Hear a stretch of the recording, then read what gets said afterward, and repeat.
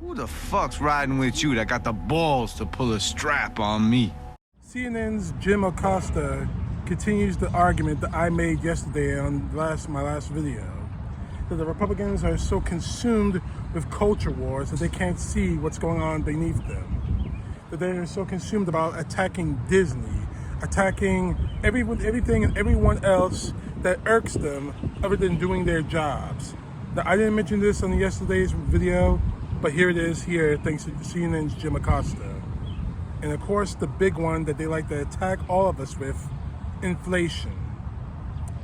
But unfortunately, inflation is the furthest thing from their mind, as you'll see in a few moments. A remarkable hearing just took place that could determine whether Georgia Republican Congresswoman Marjorie Taylor Greene is constitutionally barred from running for re-election as a result of some of her actions in the days leading up to the January 6th insurrection. A group of Georgia voters is pointing to a section in the Constitution that says a lawmaker is disqualified from office if they've been, quote, engaged in insurrection or rebellion.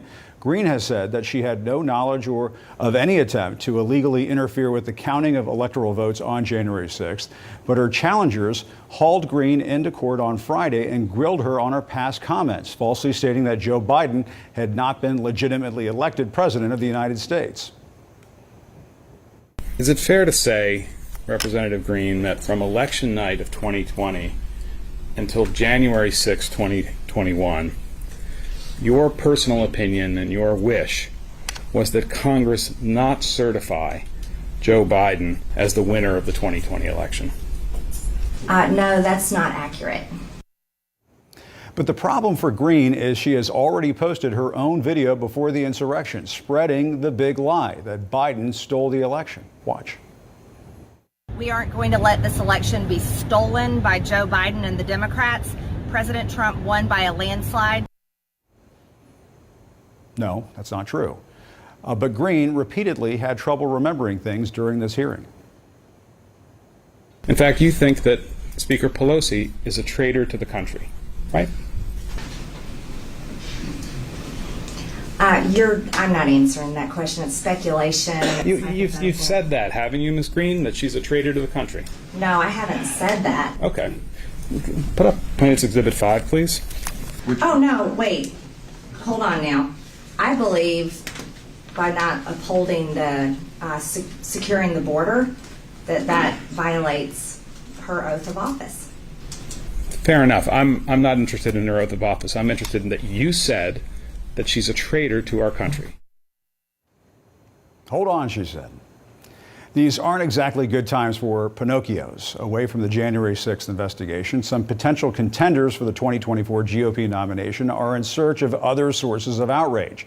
Florida Governor Ron DeSantis has gone after Walt Disney's special self-governing and tax status after the company opposed his state's new law that would crack down on teaching about sexuality in school, what critics call the Don't Say Gay law. Never mind that this policy change could result in a big tax increase for some Floridians. Texas Senator Ted Cruz has jumped on the Disney bandwagon like it was a ride on Space Mountain. I think there are people who are misguided, trying to drive, Disney stepping in saying, in every episode now they're going to have, Mickey and Pluto going at it. Like, really? It's just like, come on, guys. Like these are kids, and you could always shift to Cinemax if you want that.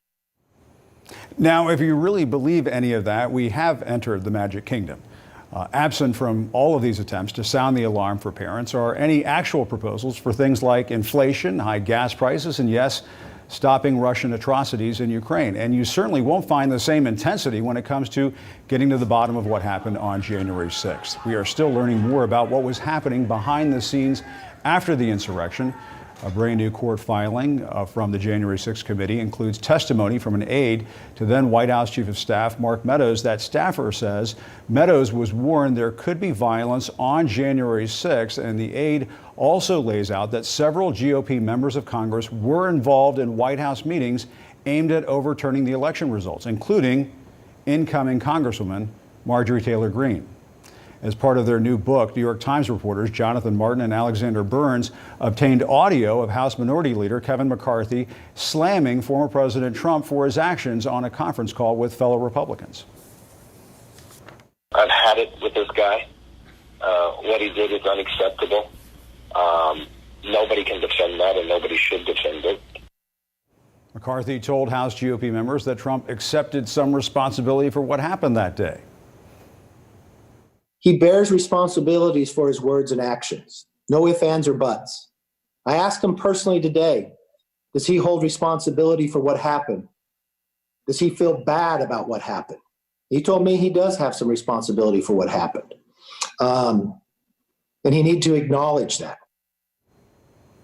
McCarthy also said that it was once his recommendation that Trump resign from office. And the only discussion I would have with him is that I think this will pass, and it would be my recommendation you should resign. I mean, that would be my take, but I don't think he would take it, but I don't know. Of course, that audio was released after McCarthy's office denied he ever said that. McCarthy stating privately that Trump should resign from office raises all sorts of questions, like why can't he say that publicly to this day? And why did McCarthy then go to Mar-a-Lago to kiss the ring and welcome Trump back as the GOP standard bearer, less than a month after the insurrection? We still don't have an answer to that one. The only person to really make Trump sweat these days over his coup attempt is British TV host Piers Morgan. At least it looks pretty sweaty when you watch the cinematic trailer for the interview. A former president in denial. It was a free and fair election. You lost. Only a fool would think that. You think I'm a fool? I do now, yeah. Trump has since said the video released by Morgan doesn't tell the whole story.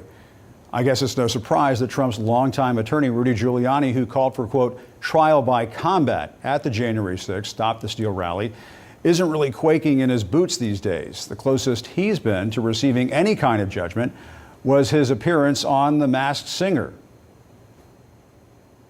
Former mayor of New York City. Is that public too loud? No, that's not Robert. Rudy Giuliani! No! I met you. And I'm done. I'll break 1,000 more, baby, before I am through. I want to be yours, pretty baby. Good for Ken Jeong. But if the events of this week are any indication, maybe there is some hope that the masks are still coming off and the truth will be revealed in this investigation. It's a small world after all. The fact is this. Day after day after day, we are seeing more and more evidence that the Republican Party tried to steal the election. Not Joe Biden or the Democrats, not anyone else. It was all Donald Trump and his supporters. And they have to be held accountable for it. Because if they're not, something like this could happen again. Something like January 6th will happen again. And the next time, more Americans, rather than 6 or 7, are going to die. Our election, our democracy is hanging by a thread right now. Thanks to people like Mary Jean Taylor Greene, and especially people like Donald Trump and his minions.